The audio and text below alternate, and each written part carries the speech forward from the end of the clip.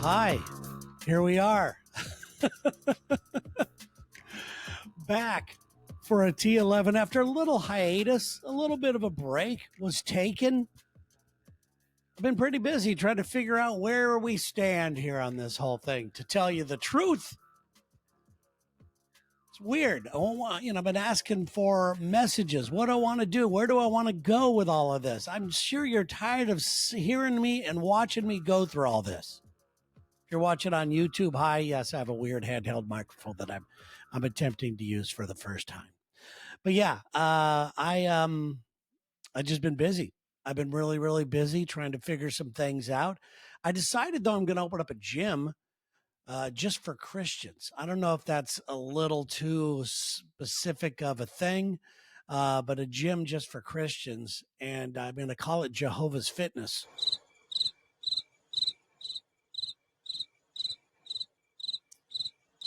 Obviously, I have not been working on my jokes. Oh, God, that was stupid, wasn't it? Wasn't that dumb? Okay, well, hi. Let's see here. I have been taking a lot of time. I've been working out a lot more, which has been a lot of fun. I feel myself getting stronger even at this age. I feel like I've let some of myself go. That I haven't been real good to myself. I haven't been eating great, and I haven't been working out to the point that I need to. But if you're looking down here, let me go down here to the this thing here. I have a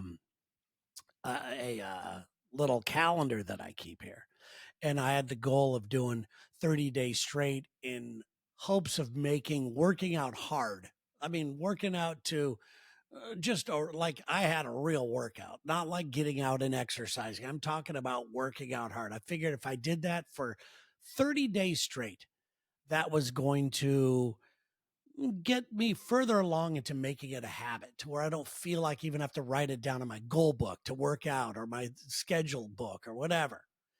And I am up to day number 19. As you could see, that being said, I missed a day. So I missed day number 17. So I skipped a day in there. So it kind of sucks. But I've been doing this a lot more, and I've been having a lot of fun. I've been eating better.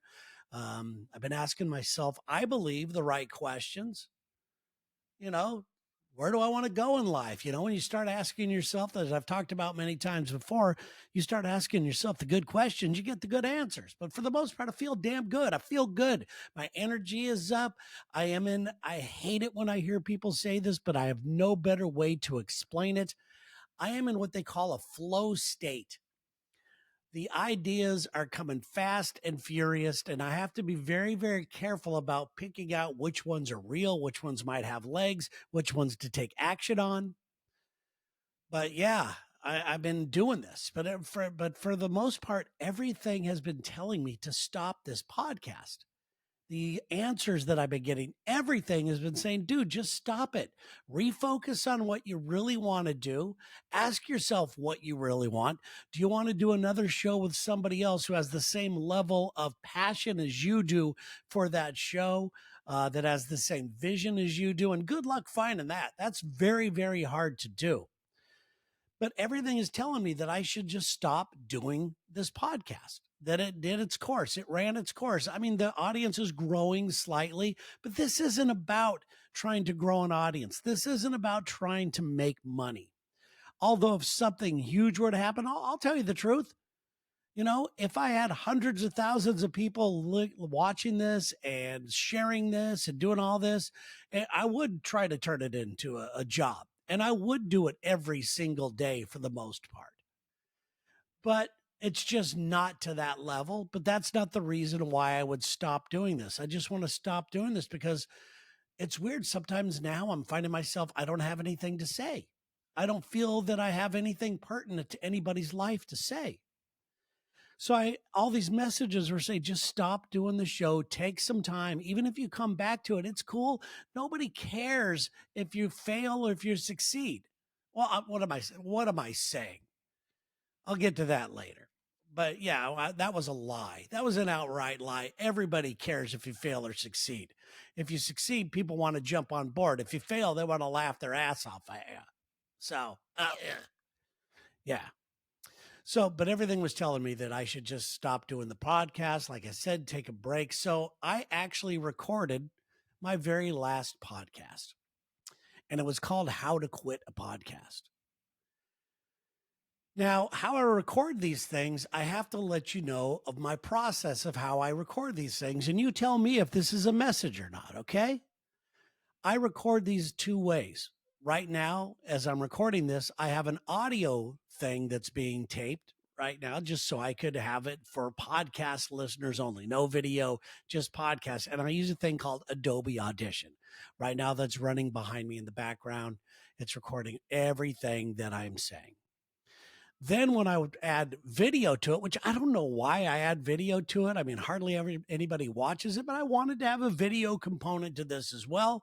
I use a thing called Riverside.fm for the video, which is really cool. It's supposed to allow you to broadcast live. People could watch you. I'm actually thinking about doing these shows live on my Facebook page. I think that might be fun to take some questions and whatnot. You know, but yeah, I record these in two different ways. So there's an audio file and there's a video file. Now, the audio portion of my last podcast, which I recorded called How to Quit a Podcast, was perfect. Sounded great. I went to the video portion. The video looked good. Well, as good as I could look, but there was zero sound on it. There was no sound. There was no sound. So I got a little confused. I had made the decision to quit the podcast. Absolutely made the decision. I was comfortable with it. I was sleeping well at night. I was very happy about it. I explained it in the podcast why and how and everything else, had a real good tone to it. But all of a sudden, I couldn't get the audio to record on the video. So is that a message? Is that a message to keep going? I don't know. I get so in my head about things like this. I've never been one to like listen to a psychic tell me what to do, or you're going to get a white car instead of a blue car. Because, I've never, ever, I don't like giving my power away to anybody like that. So I always look from within. And sometimes I look from within so hard that anything could be taken as a message, either in support of doing something or in support of not doing something. So I'm a little confused right now. I don't know. I still don't know what's going to happen. But as of today, I'm still here doing this. I'm still doing this. I don't know what the next show is. Maybe the next show will be a remake of that podcast, How to Quit a Podcast. I don't know. But I just, get into my own head about these things. So, and it's weird how I get into my head about these things. I'm going to tell you a little story about the Lex and Terry show and what happened last night. We decided to give our subscribers, our sudden death subscribers that we have, a little added benefit, that we would do these shows at night. We would record them, and then they would get it in podcast form. We could stream live on the Lex and Terry app, so everybody can hear it. But you could only hear it if you're there at the time. You could only hear it in real time. If you want the podcast, you got to be a subscriber to Sudden Death. You get the podcast in podcast form. And we have always wanted to do something, not all of us on the show, but we had batted around an idea of one morning when Lex was gone, we turned down the lights in the studio and we decided, let's do an hour. Let's just do an hour's worth of people calling us and talking about all these strange phenomenons that are out there. UFOs, ghosts, anything that fits into the weird category. We wanted to talk about it. And we were blown away at how fun that truly was. And in my mind, I'm going, man, this would be a fun job. Working at night, turning the studio lights down, talking about stuff like that. I just found it really, really fun. And when we decided to do it last night with the Lex and Terry show, all of us came into the studio and did it. And I got to tell you, it was the perfect amount of dick jokes to compelling content ratio. It was really good. We're able to get in the great stories. The people loved us because they know who we are. They know we're going to joke around a little, but we also want to believe them. We want to believe them, and we want to give them that respect to get those calls coming in. And our listeners get it. So it's our listeners that really make that show. But it was a lot of fun. And it was really cool for me to be on board with the entire team. Lex, D, Sarah, Tate joined us, myself, all of us were on board to do this. And I really see something here after that show last night. It was a blast. It was so fun to do. But now I find myself in this really familiar, pathetic, uncomfortable position, thinking about all the possibilities of one stupid little show that we did, while others may not be as excited as I am about it. So who's really in? Who really wants to pursue this on another level? And who's going to want to do it for the right reasons? And do we all have the same vision like I was talking about? And I'll tell you, it's very hard to get 5 people in this case on board with the same vision, because I will get blamed that we have to do it Terry's way, which is fair criticism. It's absolutely fair criticism. I'm a very visual person, and I like things going the way I see them, but I also work with some very talented people who have their own creative process, who have their own vision, have their own ideas of what to do. And over the years, I have let go of a lot of my hands-on, you got to do things my way or the highway techniques. But for something like this, for something brand new like this, and for something to be successful, I think you all need to be on the same page, and who has the time to do it, who has the desire to do it, who wants to do it. And like I was talking about, everybody wants it if it's successful. I can't tell you how many people, when the Lex and Terry show became successful, wanted to jump on board. And these were some of the same people. When Lex and I would walk down the hall, people would shut doors on us. You could tell they were talking about you behind their back and, saying bad things. Oh, they're never going to make it. And as soon as the show got traction, as soon as we started fire on all 8 cylinders, or is it 12? I don't know. Everybody wanted in on it. So that's the problem that we're going to have with this show, because some of us may, and I don't know who, I'm not blaming or pointing fingers, but I just know the chances are not all of us are going to be on the same page with wanting to do a show like this on a more regular basis. Sure, everybody's going to say, I want the money. Everyone's going to say, I want the notoriety and the fun and all that. But who's really willing to do the work? Who's really willing to sit down and promote things and find stories?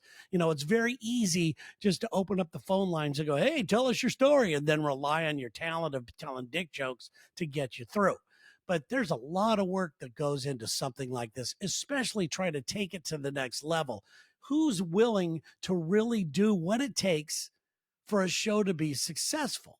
Who's willing to do the work for as long as you have to do it for free?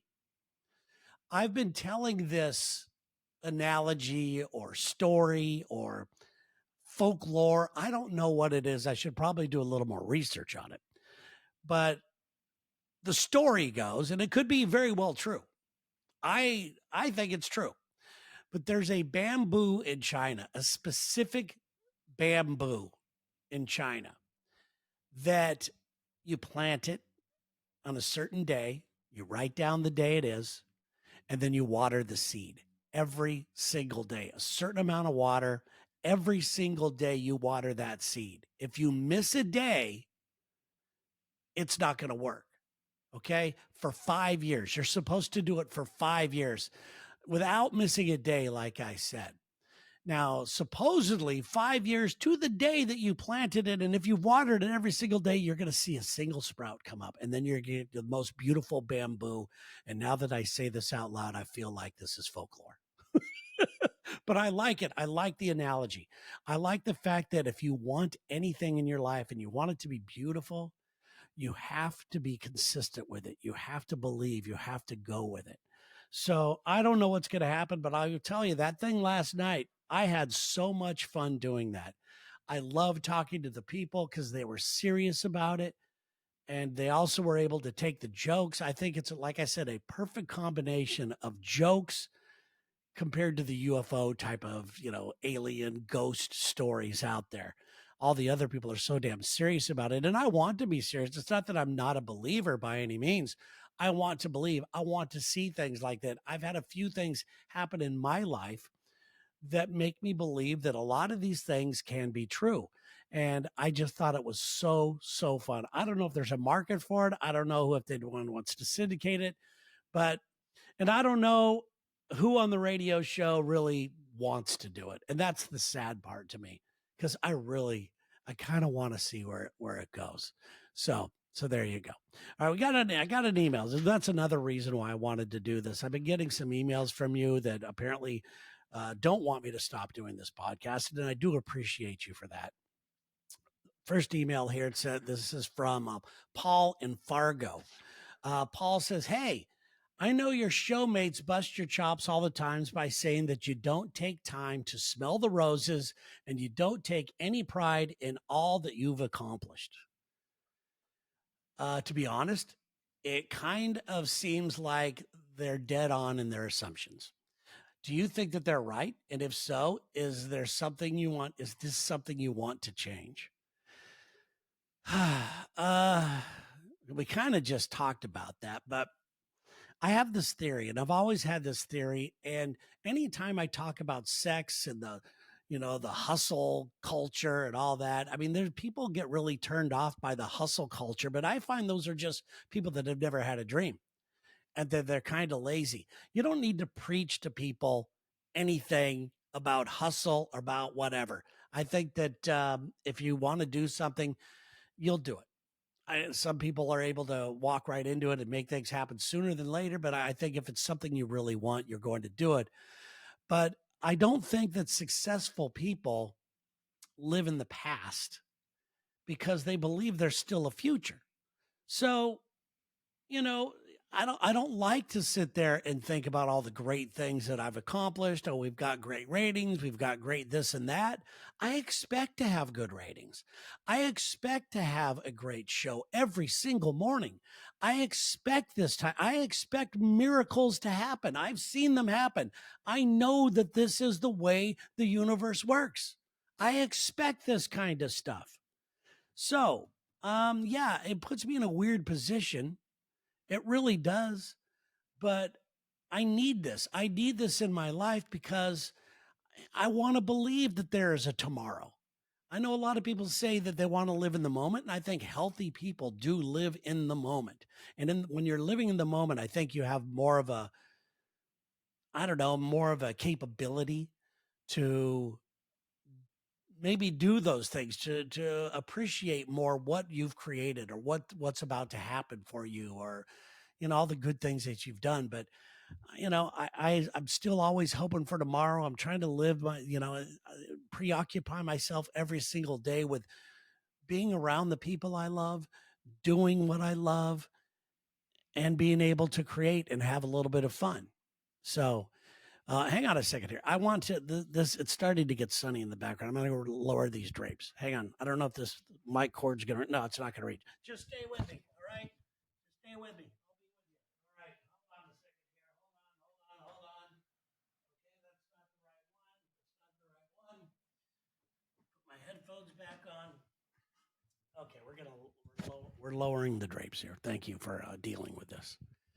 But yeah, I do need to smell the roses more.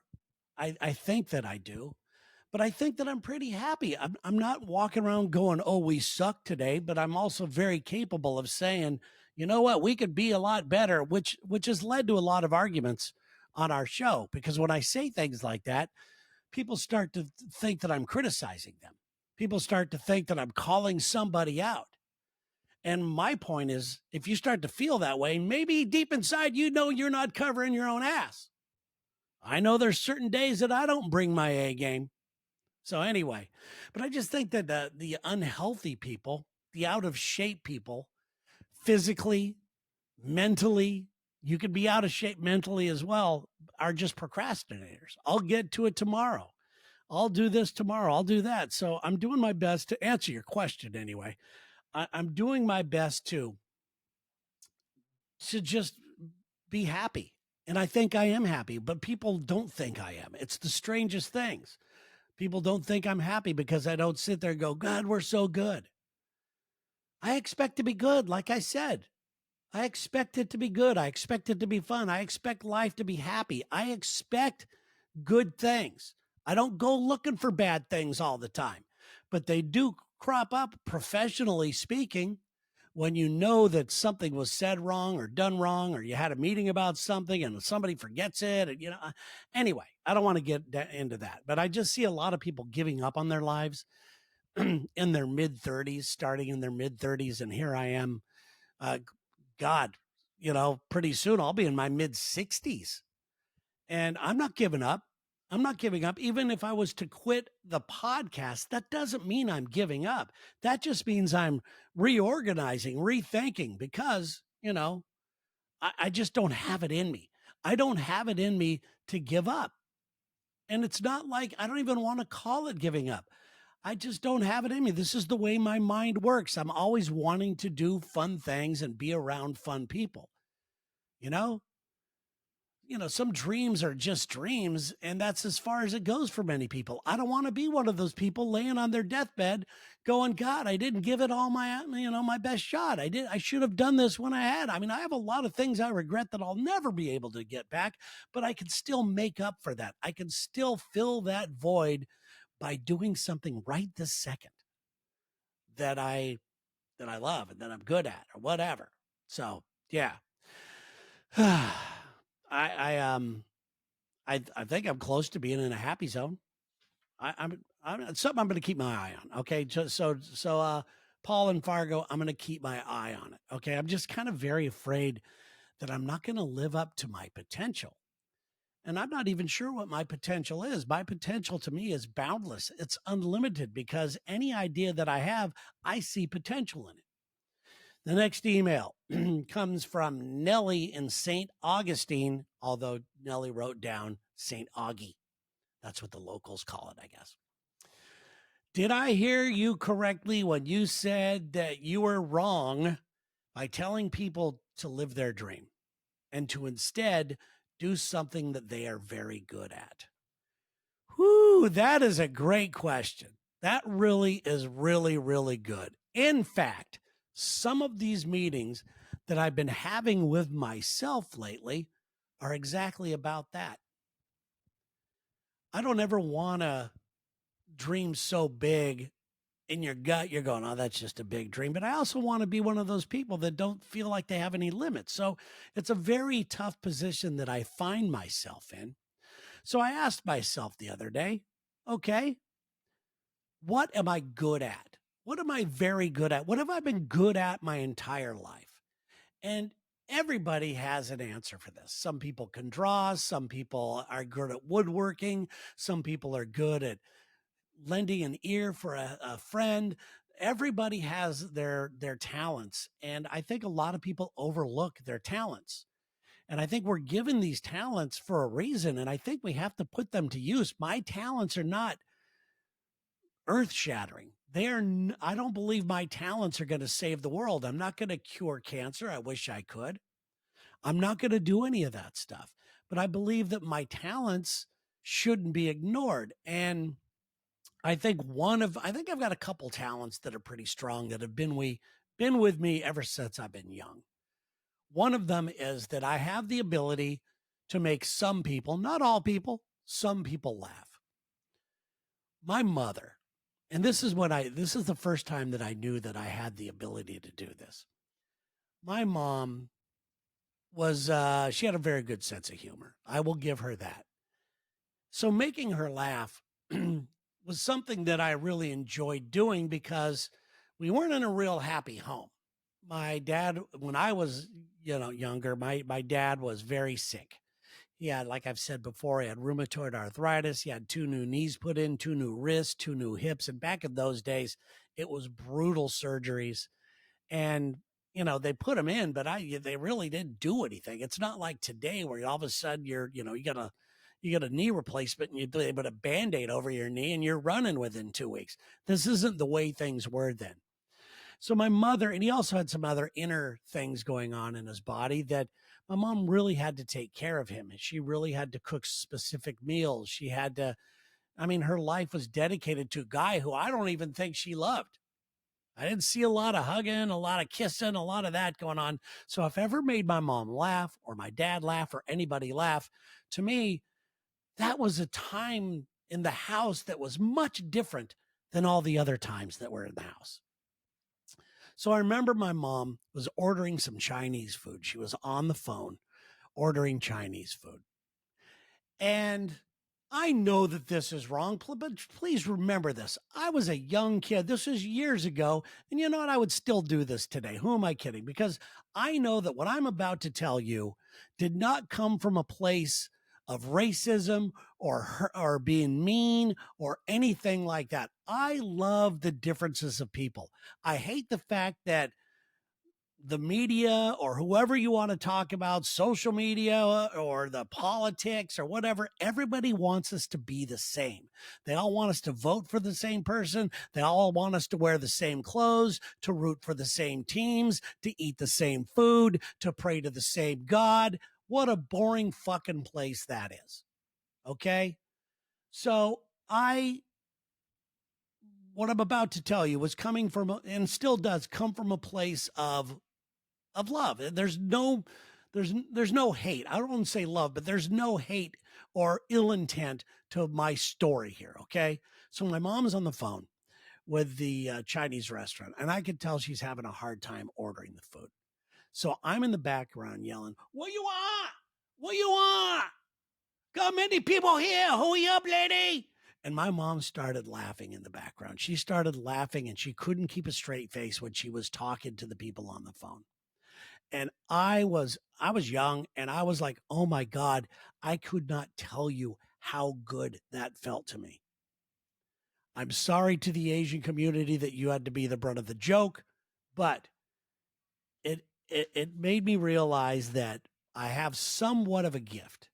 And anytime that I could make my mom laugh, whether it was like I would always try to impersonate, what's a guy in Taxi, Latka, oh, you know, that type of stuff. I would try to do that. I'm horrible at voices, but I would give it a try and I would do anything I could to make any family member laugh. I know that even today, in today's day and age, I have some cousins, my cousin Robin, who I don't talk to very much, but she was one of my biggest fans as I was a child.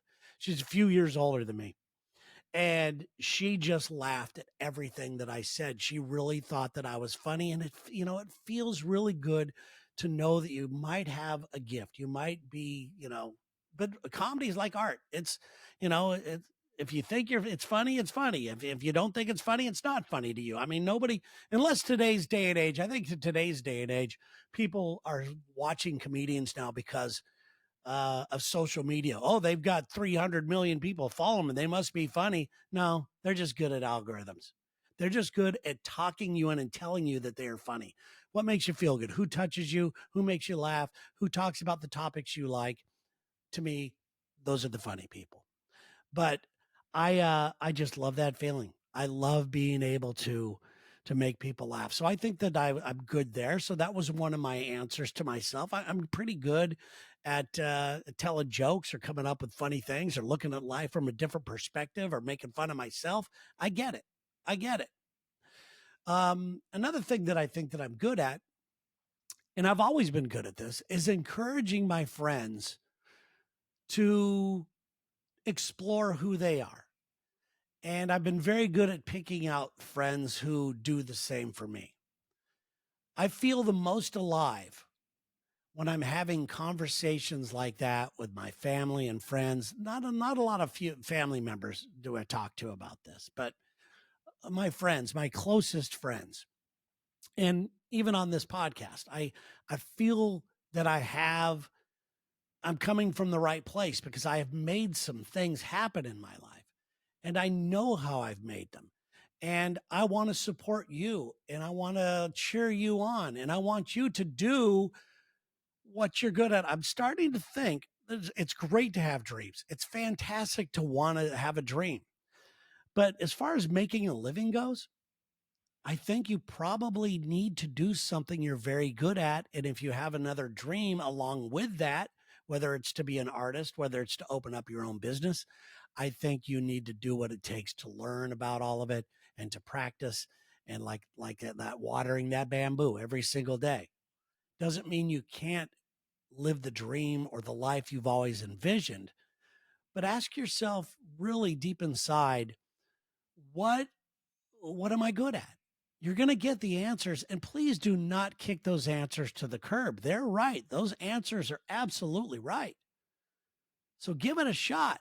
Give it a deal. I mean, so right now I'm thinking, all right, I can make people laugh. I love having these conversations. I love not inspiring others. I just love encouragement.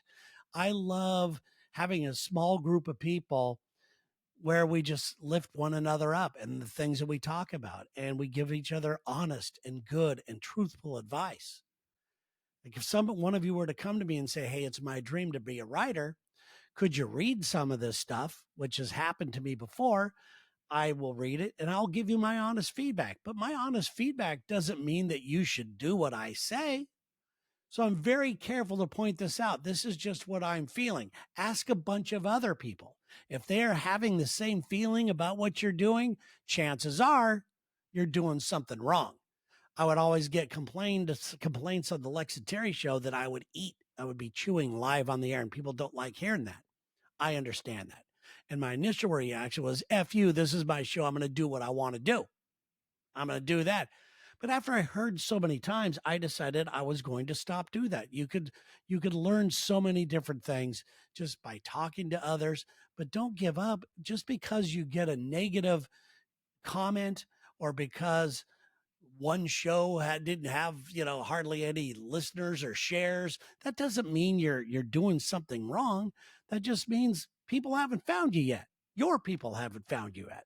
So right now, where do I go with this? Where do I go with the fact that, okay, I know that I'm good at making people laugh. I know that I'm good at encouraging others, and I love being around that type of atmosphere. Like I said, when I'm talking about stuff like this is when I feel the most alive. I wish I could talk like this to everybody all day long. And that's one of my goals, but I want to do it in a fun, lighthearted way where we realize, hey, who knows what's going to happen? You can't. I love these self-help people that take their life and what they do so serious, like they have the answers. You got the answers. I got my own answers. We don't need them or their course to tell us what to do. Yes, sometimes they will give you some tools and how to focus and how to get things going, but we don't need that bullshit. So, knowing that I have these two things in my life that I can lean back on that I'm pretty good at, there are many roads that I can take right now. I could go just to the laughy thing. I could go just to the inspirational thing. I could write a book. I could stop a podcast. I could start a whole new different podcast with a whole different person. There's so many avenues to go down, but I'm going to try to keep it in that lane for now. I'm going to try to keep it is it funny? Because that's what I do best. Is it encouraging? Is it encouraging? Is it lighthearted? I like that. I like that in life a lot. So that's what I'm going to be working on right now. And if you ever see that podcast come up and says this is the last podcast or whatever I titled it, what did I say? Oh, how to quit a podcast. If you ever see that pop up in your feed here, it doesn't mean I'm going away. That's not going to happen. I'm going to go away for a little bit and come back hopefully stronger and more focused with a good team. But that might be what happens. I have no idea what's going to happen. Are you even still here? Has anybody made it to the end of this fucking thing? Okay, guys, have a great weekend, and I really do appreciate you. Thank you very much.